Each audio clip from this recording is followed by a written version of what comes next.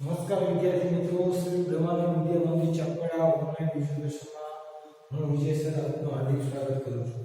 મિત્રો, આપણે ધોરણ 10 સબ્જેક્ટ ઇંગ્લિશમાં બ્લેકબોર્ડમાં યુનિટ 11 સોચો સાયન્ટિફિકલી વૈજ્ઞાનિક રીતે વિચારો એ પાઠનો આપણે અભ્યાસ કરીશું. હવે આમાં વૈજ્ઞાનિક અભિગમથી વિચારવાની વાત છે. કોઈ વસ્તુ વિચારો તો પણ વૈજ્ઞાનિક અભિગમથી જોઈએ તો you have a younger brother, તમારે એક નાનો ભાઈ છે. યંગર એટલે નાનો, ઉંમરમાં નાનો. યંગર એટલે નાનો, ઉંમરમાં નાનો. માનો કે તમારે નાનો ભાઈ છે. he becomes upset when he misses the afternoon nap. જ્યારે બપોર પછીની ટૂંકી નિદ્રા એને થતી નથી ત્યારે પોતે બેચેન થઈ જાય છે. નેપ એટલે કે ટૂંકી નિદ્રા.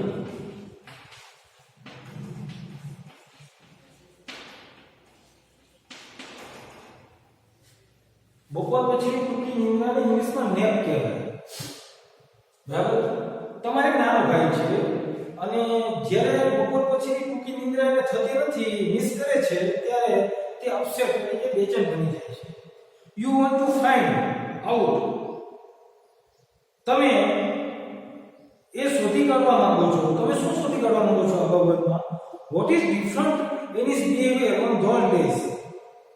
આ દિવસોમાં એનું મૂડ, એનું વર્તન, બિહેવિયર કેવું હોય છે એ તમે શોધી કાઢવા માંગો છો. તમે શું શોધી કાઢવા માંગો છો? કે તમારો ભાઈ બપોર પછીની નિદ્રા જ્યારે કરતો નથી ત્યારે અપસેટ બેચેન બની જાય છે અને તમે ઈ દિવસોમાં, કયા દિવસોમાં કે જે દિવસે બપોર પછી ઊંઘ કરતો નથી ત્યારે અપસેટ બની જાય, બેચેન બની જાય, એ દિવસોમાં તમે શોધી કાઢવા માંગો છો. આ દિવસોમાં કે વર્તન કેટલું જુદું હોય છે એ શોધી કાઢવા તમે માંગો છો અને એના વર્તનમાં શું તફાવત હોય છે એ તમે શોધી કાઢવા માંગો છો. Let us use the steps of scientific method to see how you could find the answer. તો ચાલો તમે વૈજ્ઞાનિક રીતે આપણે પગથિયા વિચારીએ. વૈજ્ઞાનિક મેથડથી આપણે પગથિયાનો ઉપયોગ કરીએ કે આપણે તમે કેવી રીતે આમાં જવાબ શોધી કાઢો એ જોવા માટે. પહેલું છે આસ્ક અ ક્વેશ્ચન, તમે પ્રશ્ન પૂછો. બરાબર? તમારો ભાઈ બપોર પછી ઊંઘ કરતો નથી અને ત્યારે એ અપસેટ થઈ જાય છે, બેચેન થઈ જાય છે અને તમે આ દિવસોમાં એના વર્તનમાં શું તફાવત હોય છે તમે જાણવા માંગો છો. તો એનો જવાબ ગોતવા માટે તમે વૈજ્ઞાનિક પદ્ધતિનો ઉપયોગના પગલાં લઈ શકો. પહેલું પગલું એ છે આસ્ક અ ક્વેશ્ચન, એક પ્રશ્ન પૂછો. શું પ્રશ્ન પૂછો? How does my little brother act differently when he misses his afternoon nap? મારો ભાઈ બપોર પછીની ટૂંકી નિદ્રા જ્યારે ગુમાવે છે ત્યારે એ કેવી રીતે અલગથી વર્તન કરે છે એ એક પ્રશ્ન પૂછો. કેવી રીતે અલગથી વર્તન કરે છે? મારો નાનો ભાઈ બપોર પછી જ્યારે ઊંઘ ગુમાવે છે, ઊંઘ કરતો નથી ત્યારે કેવી રીતે અલગથી જુદી રીતે એ વર્તન કરે છે, કેવું જુદી રીતે વર્તન કરે છે એ એક પ્રશ્ન પૂછો. બીજું, gather information about the question.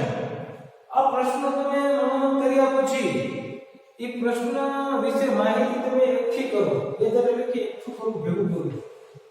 Two gather એટલે એકઠું કરવું, એકઠું કરવું. આ પ્રશ્નની બનાવટ કર્યા પછી એ પ્રશ્ન વિશે માહિતી તમે એકઠી કરો. Watch your brother on days when he takes a nap. હવે માહિતી તમારે એકઠી કરવા માટે શું કરવાનું?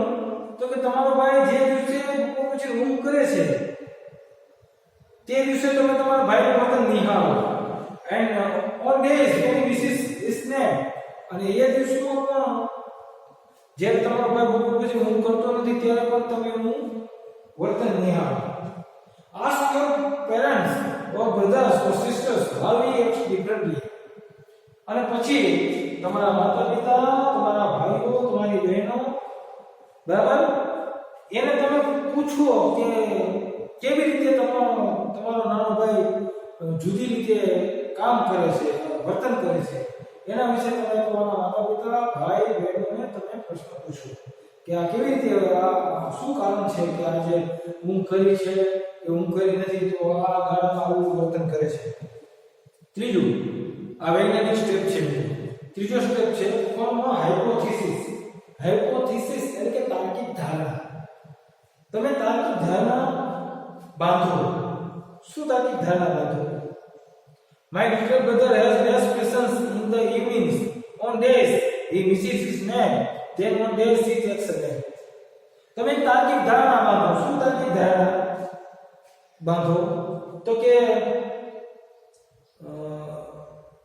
જે દિવસે મારો ભાઈ તેની બપોર પછીની ઊંઘ કરતો નથી, ત્યારે સાંજના સમયે એનામાં ઓછી ધીરજ હોય છે.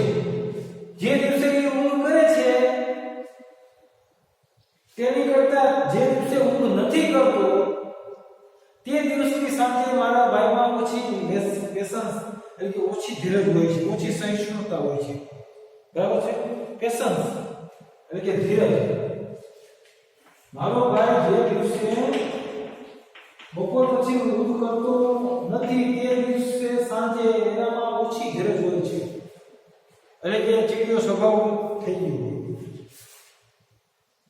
ચોથું પગથિયું છે ટેસ્ટ ધ હાઇપોથિસિસ.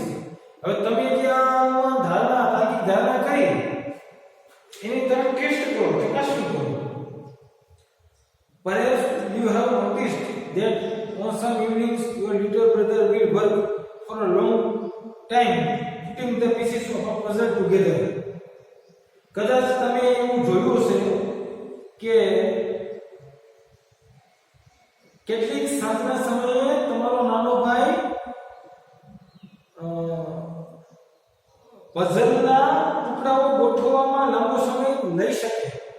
તમે કોઈક કેવું જોયું હોય. હવે આ તાર્કિક ધારણા છે એ તમે કરી. હવે એ તાર્કિક ધારણા ચકાસણી કરો તો કે ચકાસણી કરો તો તમે એવું જોયું હશે કે તમારો ભાઈ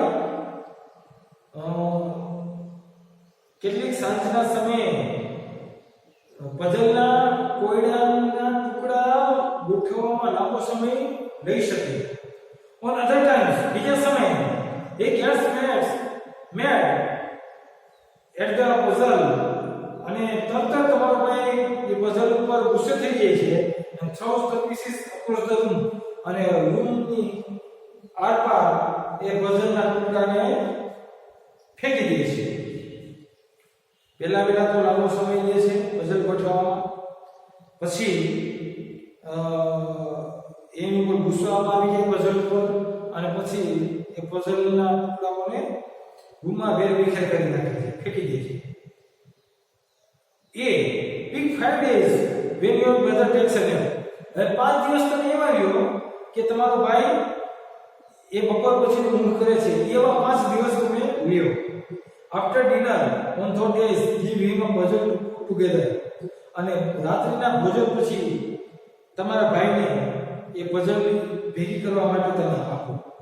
Count on how many pieces he uses before giving up.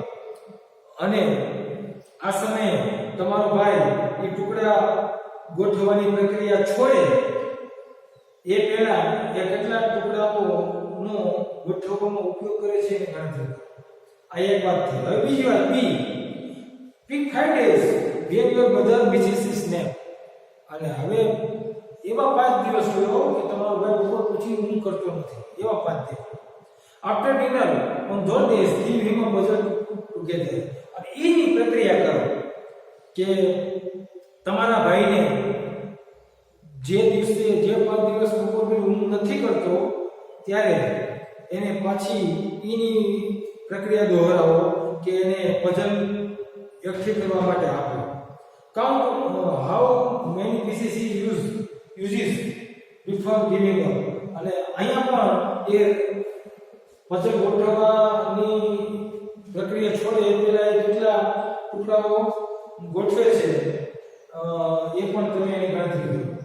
હવે ઓબ્ઝર્વેશન, આ એ અને બી ઉપરથી ઓબ્ઝર્વેશન શું નીકળ્યું? ઇન બોથ કેસીસ, આ બંને બાબતોમાં you uses almost same number of pieces. આ બંને બાબતમાં ઓબ્ઝર્વેશન એ નીકળ્યું કે જ્યારે 5 દિવસ રૂમ કરે છે ત્યારે રૂમ કરતો 5 દિવસ રૂમ કરતો નથી ત્યારે આ બંને બાબતમાં ઓબ્ઝર્વેશન એ નીકળ્યું કે પઝલના સરખા ટુકડાઓ છે એ ગોઠવણી કરવામાં ઉપયોગ કરે છે. રિઝલ્ટ, પરિણામ શું આવ્યું? ધ હાઇપોથેસિસ, તાર્કિક ધારણા એ આવી કે when he does not take afternoon nap he loses patience is not true. આ પરિણામ એ આવ્યું તાર્કિક ધારણા કે જ્યારે બપોર પછી મારો ભાઈ ઊંઘ કરતો નથી ત્યારે તે પોતે પોતાની ધીરજ ગુમાવે છે એ સાબિત થતું નથી. એટલે કે ધીરજ ગુમાવતો નથી, વાત સ્પષ્ટ થઈ. હવે આપણે એવું માની કે બપોર ઊંઘ ન કરીએ તો એ ધીરજ ગુમાવી લે, પણ અહીંયા જ્યાં એ 5 દિવસ એવા લેવામાં આવ્યા જે ઊંઘ કરે છે, 5 દિવસ એવા લેવામાં આવ્યા બપોર ઊંઘ કરતો નથી, અને એને પઝલ ગોઠવવા માટે આવી તો સરખા ટુકડા એને ગોઠવે છે અને તાર્કિક ધારણા એ નીકળી કે બપોર પછી ઊંઘ કરતો નથી ત્યારે પોતાની ધીરજ ગુમાવે છે એ સાબિત થયું નહીં. If there is no evidence એટલે કે પુરાવો,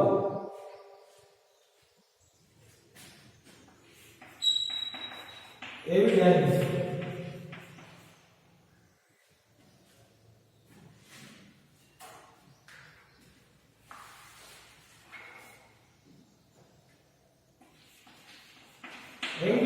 પુરાવો, સાબિતી અથવા પુરાવો. If there is no evidence from your experiment to support your hypothesis, try a different one. તમારી તાર્કિક ધારણા છે એને સમર્થન આપવા માટે તમારા પ્રયોગમાંથી આ કોઈ પુરાવો નીકળતો નથી તો તમે બીજો પ્રયોગ કરો.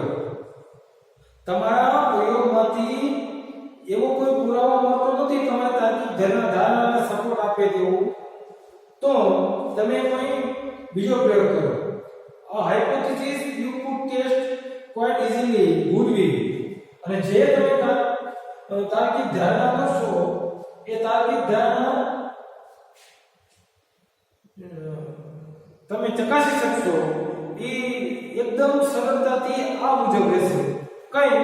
My brother cries more often in the evenings on days when he misses his nap. ત્યારે કદાચ આપણે તાર્કિક ધારણા એ લઈ શકીએ. હવે બીજી તાર્કિક ધારણા કે જ્યારે પહેલી આપણે તાર્કિક ધારણા જોઈ હતી કે પોતે ધીરજ ગુમાવે છે, હવે આપણે બીજી તાર્કિક ધારણા લઈએ કે જે દિવસે મારો ભાઈ બપોર પછી ઊંઘ કરતો નથી, ગુમાવે છે, ત્યારે સાંજના સમયે વધારે રડે છે. એ બીજી તાર્કિક ધારણા. હવે એમાં પણ આપણે ચકાસીએ. એમાં એ pick 5 days when your brother takes a nap.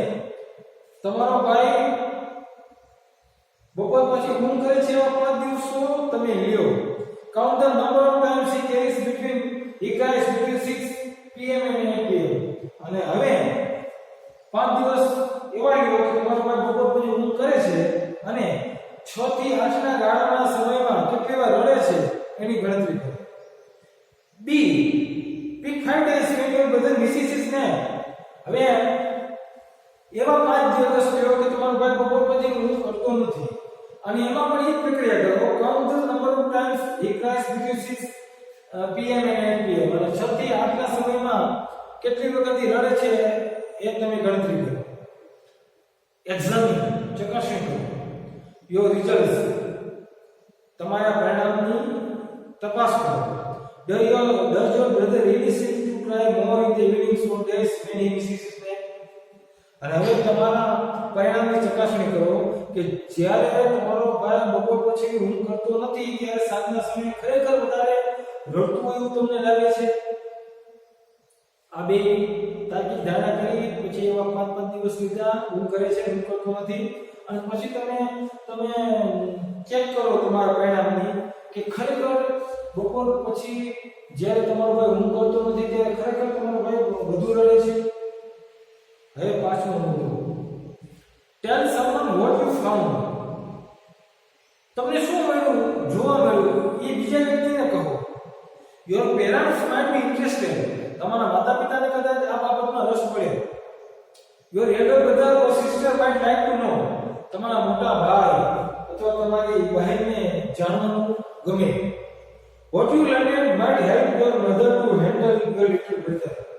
તમને જે કંઈ શીખવા મળ્યું એ તમારી માતાને તમારા ભાઈને હેન્ડલ કરવામાં, તમારા ભાઈની સાથે વ્યવહાર કરવા માટે તમારા માતાને કદાચ મદદરૂપ થઈ શકે.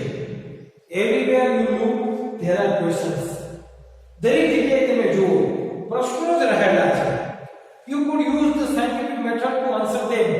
અને તમે આ દુનિયામાં દરેક જગ્યાએ પ્રશ્નો રહેલા છે અને તમે એ પ્રશ્નોના જવાબ આપવા માટે તમે વૈજ્ઞાનિક પદ્ધતિનો ઉપયોગ કરી શકો છો. કેવા પ્રશ્નો હોઈ શકે? which kind of food does your dog like best? તમારા પુત્રને કયા પ્રકારનો ખોરાક વધારે ભાવે છે? બીજો પ્રશ્ન, does your mother go to bed earlier on weekday nights or on weekend nights? શું તમારા મમ્મી અઠવાડિયાની રાત્રિઓ કરતા નહીં શનિ રવિની રાત્રિ કરતા શનિ રવિની રાત્રિ અથવા અઠવાડિયાની રાત્રિઓ છે એના કરતા તમારા મમ્મી વહેલા સૂવા માટે વ્યા જાય છે? એવા પણ પ્રશ્ન થઈ શકે. Do you eat more food on days when you go to school or on days when you stay home?